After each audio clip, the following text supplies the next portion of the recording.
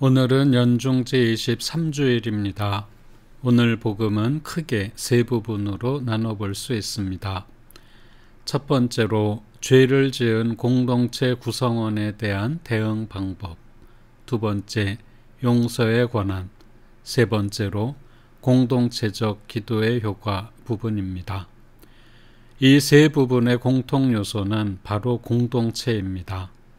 먼저 죄를 지은 공동체 구성원에 대한 대응 방법을 보면 사적인 단계의 권고가 먼저입니다. 여기에서 생각해야 할 것은 여기에서 말하는 죄가 내적인 죄가 아니라 외적인 죄의 경우라는 것이고 상대방에게 잘못이 있을 경우를 말한다는 것입니다. 먼저 개인적으로 상대하라는 것은 상대방의 명예를 지켜주기 위한 것입니다. 죄를 지은 상대방이 자신의 책임을 인정하지 않을 때 문제는 공적인 단계로 넘어갑니다. 이제 시시비비를 가리는 단계가 되었다는 것입니다. 이렇게 시비를 가릴 때는 최대한 객관적이어야 하기 때문에 율법의 전통에 따라 둘이나 세 명의 증인을 필요로 합니다. 공적인 단계에서도 문제가 해결되지 않을 때는 교회, 곧 공동체의 이름으로 대응하는 단계로 넘어갑니다. 교회란 공동체 그 자체이기 때문에 교회의 권고는 공동체 전체의 권고라는 뜻입니다. 공동체 전체의 권고도 수긍하지 않는다면 다른 민족이나 세리처럼 여기라고 예수님께서는 말씀하십니다.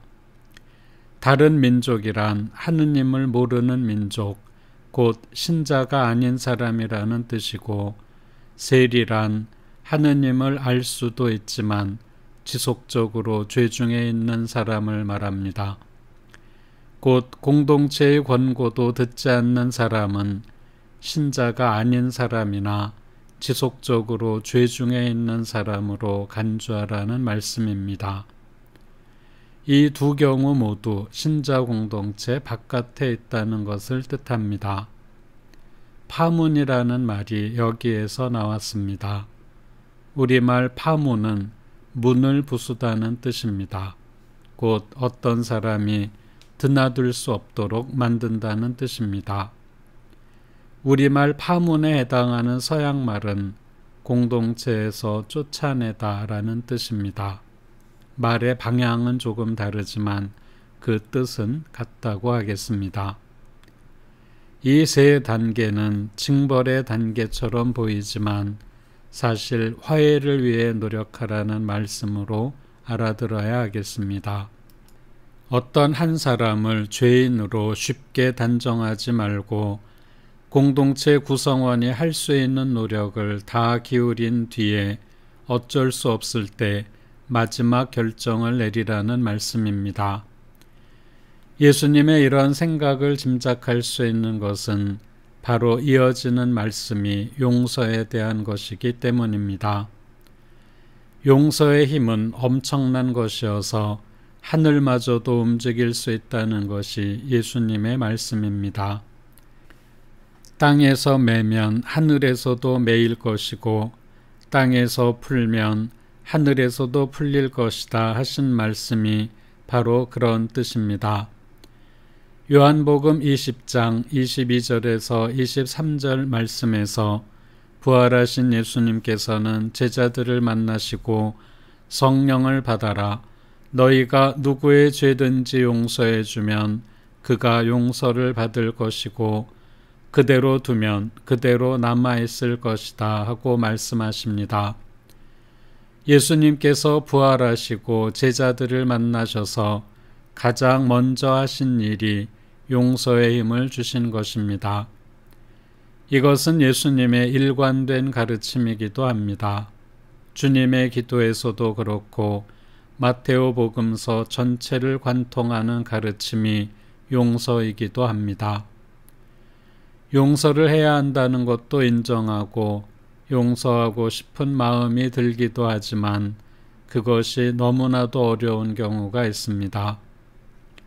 아우구스티노 성인께서는 주님의 기도에 대한 강론에서 용서할 수 없어도 용서하려고 노력은 해야 한다는 말씀을 남겼습니다.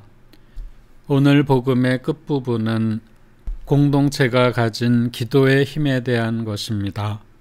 두 사람이 마음을 모아 무엇이든 청하면 하늘에 계신 내 아버지께서 이루어 주실 것이다 하고 예수님께서는 약속하십니다.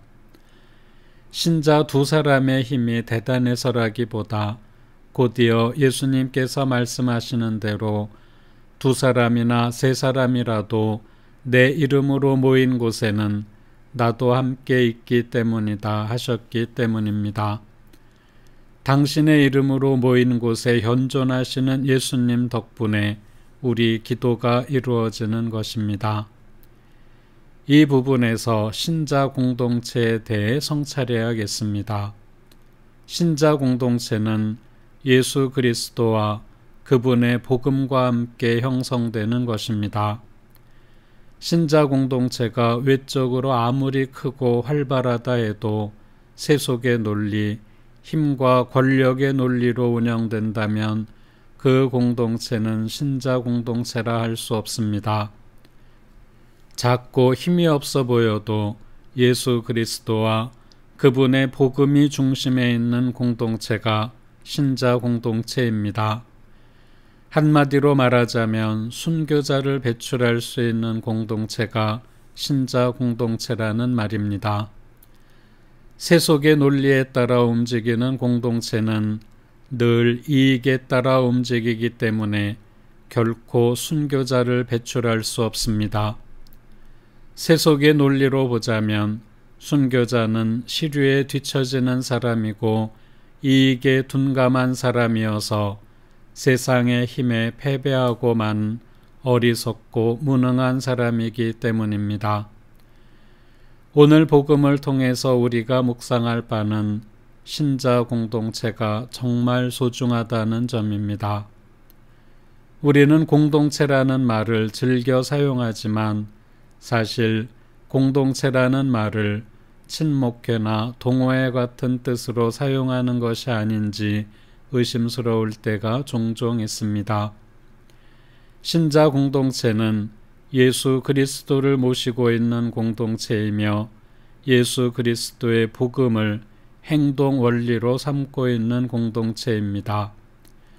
또한 한 사람의 구성원도 소홀히 여기지 않아 그 사람이 정말 죄인이라도 신중한 단계를 거쳐 그 사람에 대해 판단하는 공동체이며 용서의 힘을 믿는 공동체이고 그 힘이 예수 그리스도와 함께하는 데서 온다는 것을 믿는 공동체입니다. 우리와 함께 현존하시는 예수 그리스도께서 언제나 우리 공동체를 올바른 길로 이끌어 주시기를 간절히 기도해야겠습니다. 영광이 성부와 성자와 성령께 처음과 같이 이제와 항상 영원히 아멘.